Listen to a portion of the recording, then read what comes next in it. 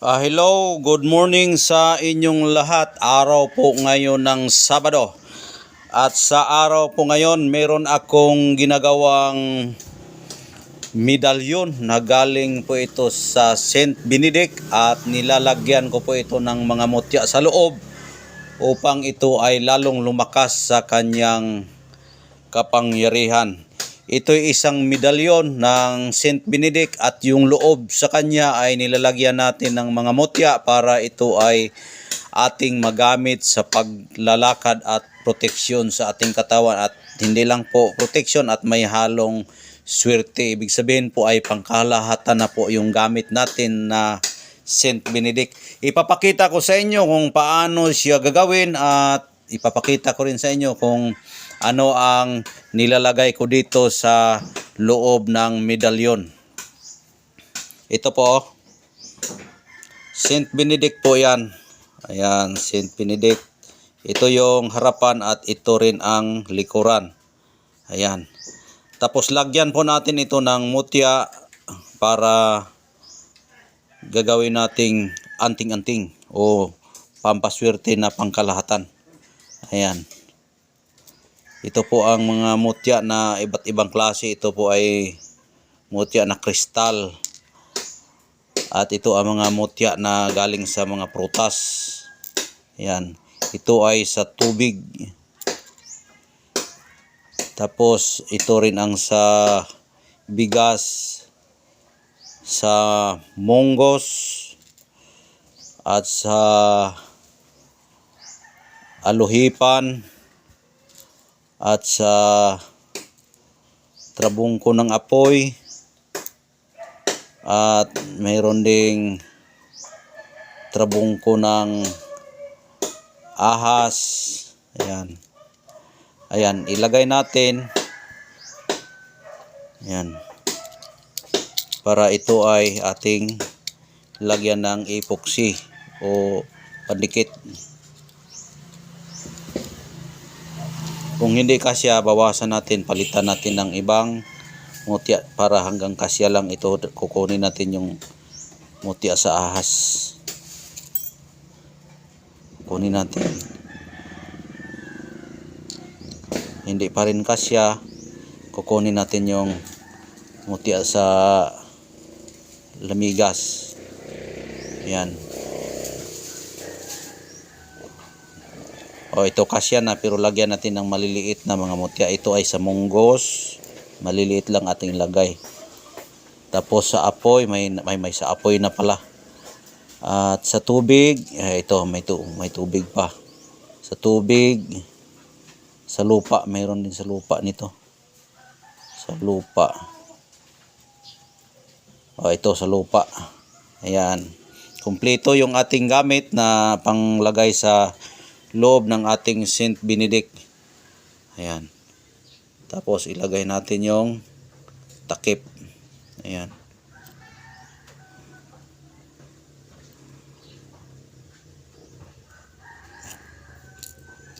Ayan, nakadikit na dahil nga nilagyan ko na yan ng pandikit. Ayan. Yan po ang ating medalyon na Saint Benedict. May laman na po siya ng mga mutya na pangkalahatan po. Ayan. Tapos meron na tayong natapos. May natapos na po tayo ito. Ayan. Tapos na po yan. Ito. Pwede na po ito gamitin. Tanggalin na natin itong ating pang-ricados sa ating mga medalyon. Ayan.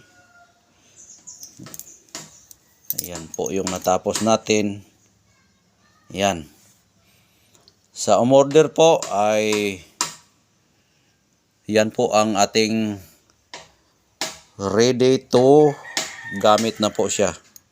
Ayan. May laman na po yan at nadikitan na po yan. Hindi yan basta-basta ma-open dahil nga matigas yung ating pandikit. Ayan. Ikwintas mo na lang at pwede mo na po yan magamit. Mayroon na po yung mga dasal, dahil nga yan ang Saint Benedict ay may dasal na po yan at may mga tatak na po yung medalyon na yan at kusang loob na po yan aandar. Ayan po ang ating gamit. Ipapaliwanag ko sa inyo dahil nga meron pong pare na nag discussion about dito na ito po daw ay bawal. Ito po ay bawal daw. Dahil nga anting-anting, sa totoo po, ito po ay protection ito sa pamamagitan ng Saint Benedict na medalyon. At yung nakalagay po dito ay yung mutya lang po. Yung mutya kasi ay natural lang po yan siya na lumabas sa ating kalikasan, o kumbaga yan ay kalikasan na mga bato na nakalagay dyan. At minerals o perlas katulad ng mga taklobo, perlas tubig, kung ano-ano pang perlas na nakalagay dito. Lahat kasi yung mutya dyan ay ang pangalan po ay perlas o mga bato, perlas po yan. Ay hindi ibig sabihin na doon tayo magsamba sa bato. Hindi tayo magsamba sa bato. Di ba? Hindi tayo magsamba sa bato. Kahit nga ito si Saint Benedict, hindi po rin tayo magsamba dyan sa kang Saint Benedict. Di ba? Dahil nga ay santo siya at siya lang po ay tagapagsunod sa ating Panginoong Hesukristo. Kahit nga si Jesus Christ ay siya po ay may Diyos din. Pero siya rin ang anak ng Diyos. Kumbaga, kung i-direct natin yan, may Diyos pa sa lahat ng mga Diyos. Hindi ibig sabihin na sambahin natin ito, kundi sa Diyos tayo magsamba. Ito'y gabay lang po natin sa ating paglalakbay na siya po ay idolo natin, na siya po ay tagapagsunod sa Panginoong Diyos at tagapagsalita sa Panginoong Diyos. Pero hindi siya Diyos, kundi tagasunod ng Diyos. At bilang isang tao lamang, katulad natin, ay naniniwala sa Diyos at siya ay binigyan ng karapatan ng Diyos na tagapagsunod sa Katoliko. Katoliko lang kasi po yung nagbibigay sa mga santos, na magiging santos po yun ang mga tao. Kasi kapag Katoliko po ang pag-uusapan, magsisimula po yan sa pare. Pagdating sa pare, magiging obispo hanggang nagiging santo papa at nagiging santo.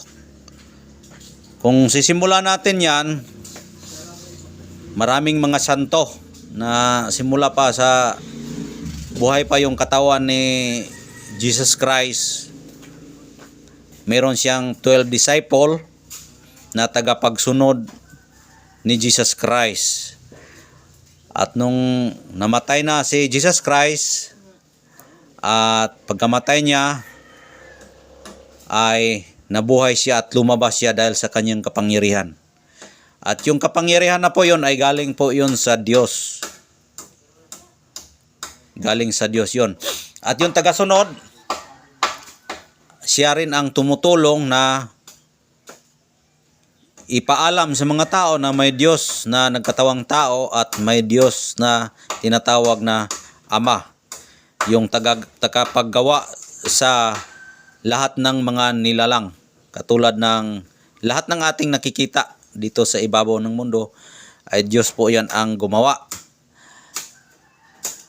Kumbaga sila lang po ang model o sila ang unang-una na nagpakilala sa Diyos ng ating tagapaglikha. At sila ay leader na nag-introduce at nagpakilala sa Diyos